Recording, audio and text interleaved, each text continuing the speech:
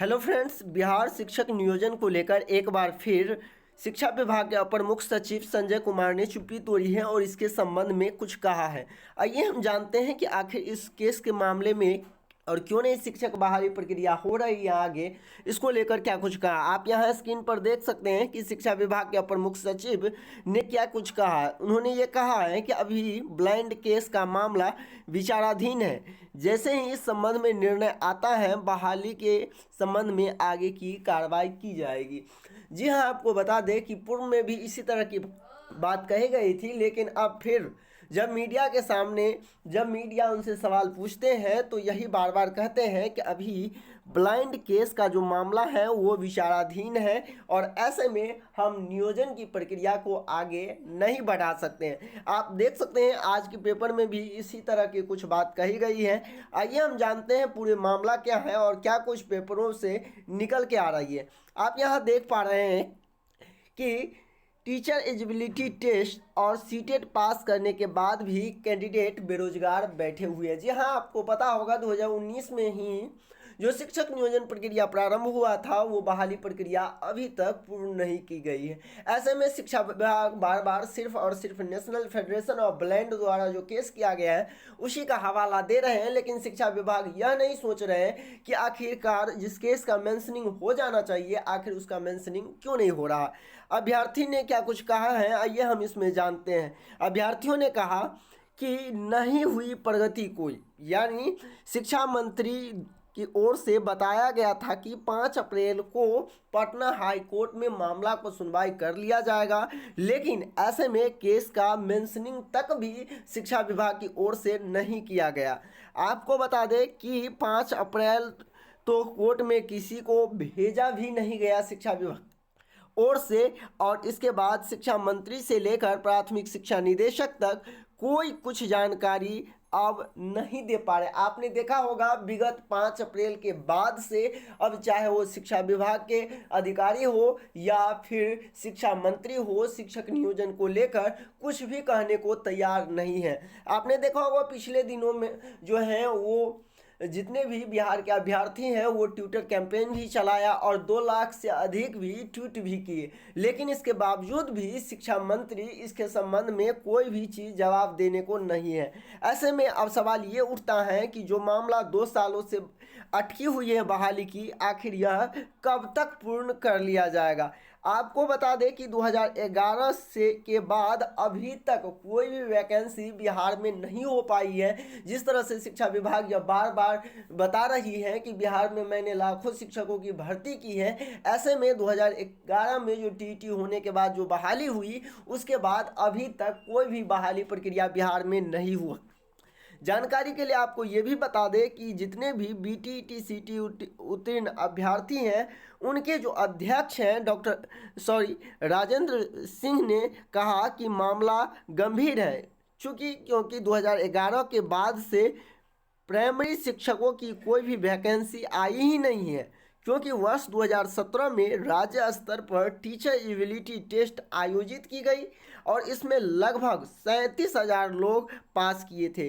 इसके बाद सीटीईटी के कैंडिडेट भी बेरोजगार बैठे हैं, इसलिए इन मामलों में देरी की वजह से सभी की कैरियर दांव पर लगा हुआ। आपने देखा होगा पिछले कई दिनों से बिहार के लाखों अभ्यर्थी अपने जिंदगी को लेकर काफ़ी चिंतित है, क्योंकि उन्होंने 2019 से जो है वो शिक्षक नियोजन को लेकर काफ़ी चिंतित है। ऐसे में सवाल ये उठता है कि इतने दिनों से बहाली प्रक्रिया चल रही है फिर भी शिक्षा विभाग इस पर ध्यान क्यों नहीं दे रहे हैं। मैं आप सभी अभ्यर्थियों से भी कहना चाहूँगा कि आप लोग भी सजग नहीं है, क्योंकि यदि हम बात करें देखा जाए यदि कोई भी ट्विटर कैंपेन हो या कोई भी जो है मुद्दा आता है तो अभ्यर्थी जो है अपने आप को अलग थलग कर लेते हैं। ऐसे में यदि सब में एकजुटता नहीं रहेगा तो फिर शिक्षक नियोजन प्रक्रिया कैसे हो पाएगा। आपने देखा होगा पिछले दिन ट्विटर अभियान चलाया गया था, लेकिन उस ट्विटर अभियान में मात्र 2 लाख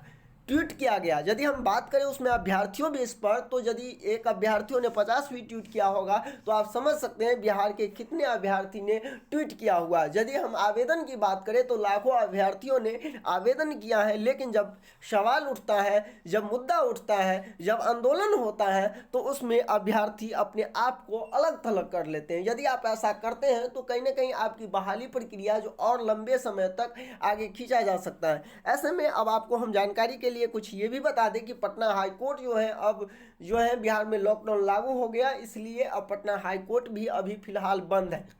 ऐसे में आपकी कोई भी सुनवाई अब मई में होने की संभावना नहीं है।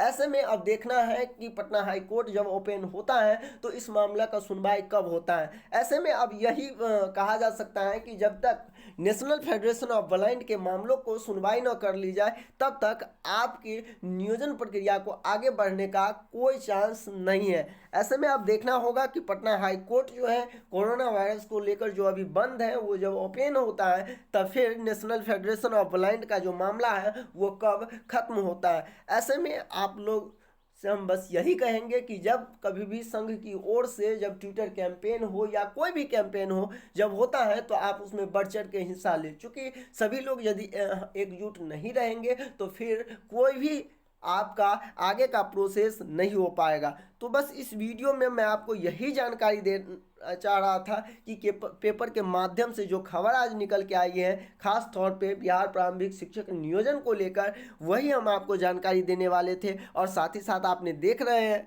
यहाँ स्क्रीन पे कि एडिशनल चीफ सेक्रेटरी जो शिक्षा विभाग के हैं संजय कुमार ने वो क्या कुछ कहा है। तो वो स्पष्ट कर दिया कि जब तक ब्लाइंड केस का जो मामला है वो कोर्ट से खत्म नहीं होता है, विचाराधीन रहेगा, तब तक बिहार शिक्षक नियोजन प्रक्रिया आगे नहीं बढ़ पाएंगे। ऐसे में ये भी आपको बता दें कि नंबर 1 जो एसटीटी अभ्यर्थी हैं, जो एसटीईटी अभ्यर्थी हैं, वो भी आगे जो रिजल्ट जारी हो चुका है उन लोगों को, तो ऐसे में उनका भी आगे की बहाली प्रक्रिया नहीं हो पाएगी।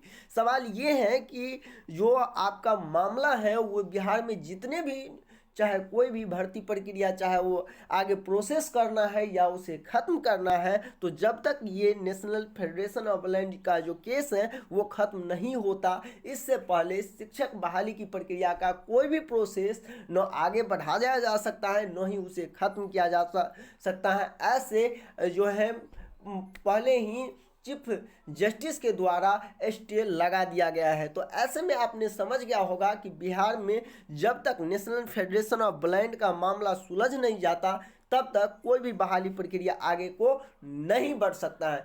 मिलते हैं नेक्स्ट वीडियो में नई जानकारी लेकर, तब तक के लिए आप बने रहें मेरे इस YouTube channel CTET success classes पर, जहां पर आपका को एजुकेशन से रिलेटेड सभी इंफॉर्मेशन सब समय दी जाती है। तो इस वीडियो में बस इतना ही, बने रहिए मेरे इस YouTube channel CTET success classes पर। धन्यवाद, जय हिंद।